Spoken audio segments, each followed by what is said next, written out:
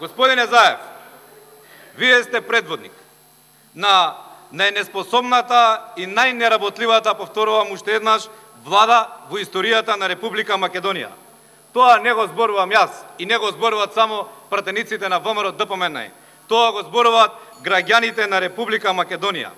Оваа влада покажа и докажа дека нема капацитет за водење на институции кои се од извршна власт и наместо да се зафати со решавање на реалните проблеми и потреби на граѓаните на Република Македонија, како што впрочем и ветувавте во предизборието, вие работите исклучиво за остварување на своите партиски и лични интереси и за одражување пред се на климавата коалиција која ще функционира заедно со ДУИ. ВМРО ДПМН 2007 година, за само една година своето владење, го правеше на друг начин. Ги стимулираше вработените во јавната администрација со 10% покачување на платите. Тоа така работи одговорна влада, тоа така работи влада која мисли на граѓаните на Република Македонија. Со казни и уцени Република Македонија е многу далеку од патот на Европската Унија и на НАТО.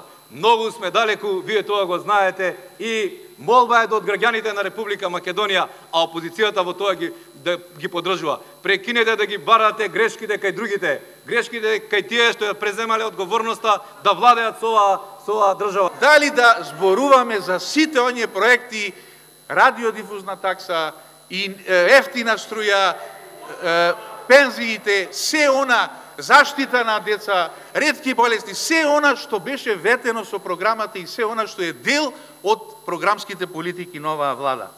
На дворешни работи. Па ние 10 години, како граѓани, имавме впечаток дека сите околу нас ни се непријатели, дека никој не сака, сите не мразат. Сега во 8 месеци видовме дека можеме со сите да сме пријатели.